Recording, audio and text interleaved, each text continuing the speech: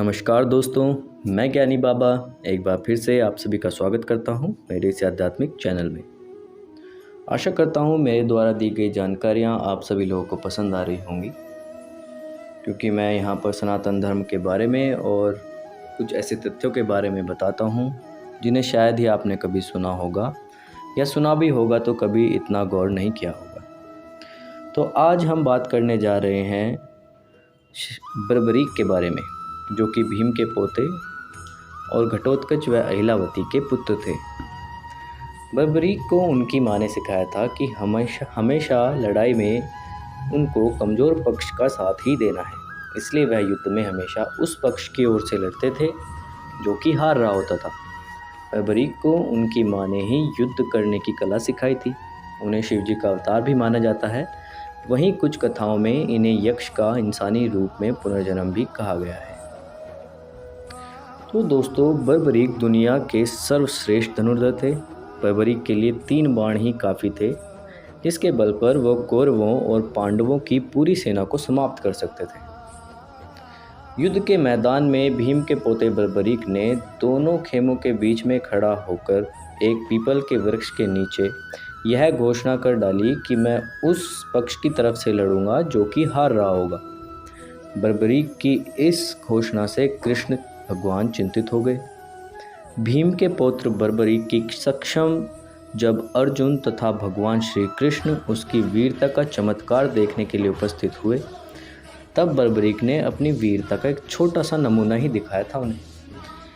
श्री कृष्ण ने कहा कि यह जो पेड़ है, इसके सारे पत्तों को एक ही तीर से छेद कर दो तो मैं मान जाऊंगा। बर्बरीक ने आज्ञा लेकर तीर को पेड़ की ओर छोड़ दिया। जब तीर एक एक करके सारे पत्तों को छेदता जा रहा था, उसी दौरान एक पत्ता टूटकर नीचे गिर पड़ा। तो श्री कृष्ण ने उस पत्ते पर यह सोचकर पैर रख दिया कि यह छेद होने से बच जाएगा, लेकिन सभी पत्तों को छेदता हुआ वह तीर श्री कृष्ण के पैरों के पास आकर रुक गया। तब बर्बरीक ने कहा कि हे प्रभु, आपके पैर के नीचे एक पत्ता दबा हुआ है, कृपया उसे हटा लीजिए, क्योंकि मैंने तीर को सिर्फ पत्तों को छेदने की आज्ञा दी हुई है, आपके पैरों को छेदने की नहीं। उसके इस चमत्कार को देखकर श्री कृष्ण चिंतित हो गए। भगवान श्री कृष्ण यह बात जानते थे कि बर्बरीक प्रतिज्ञावश हारने वाले का ही साथ देगा। यदि कौरव हारते हुए नजर आए तो फिर पांडवों के लिए संकट खड़ा हो जाएगा, और यदि जब पांडव बर्बरीक के सामने हारते नजर आए तो फिर वह पांडवों का साथ देगा। इस तरह वह दोनों ओर की सेना को एक ही तीर से खत्म कर देगा। तब भगवान श्री कृष्ण ब्राह्मण का भेष बनाकर सुबह बर्बरीक के शिविर के द्वार पर पहुंच गए और दान मांगने लगे। बर्बरीक ने कहा, मांगो ब्राह्मण, क्या चाहिए? तो ब्राह्मण रूपी श्री कृष्ण कहते हैं कि तुम दे न सकोगे। लेकिन बर्बरीक श्री कृष्ण के जाल में फंस गए और कृष्ण ने उससे उसका शीश मांग लिया। बर्बरीक द्वारा अपने पितामह पांडवों की विजय हेतु स्वेच्छा से शीश दान कर दिया गया।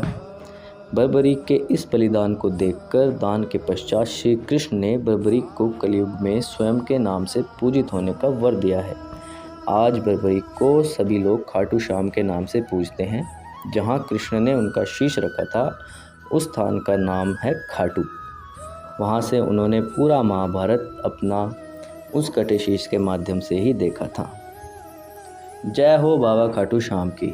तो दोस्तों, अगर आपको मेरे द्वारा दी गई जानकारी पसंद आई हो या इन्फॉर्मेटिव लगी हो तो वीडियो को लाइक करें और सब्सक्राइब किए बिना मत जाइएगा, और हो सके तो बेल आइकन भी दबा लीजिए, जिससे हमारी नई वीडियो की जानकारी आते ही आपको मिल जाएगी नोटिफिकेशन के थ्रू। धन्यवाद।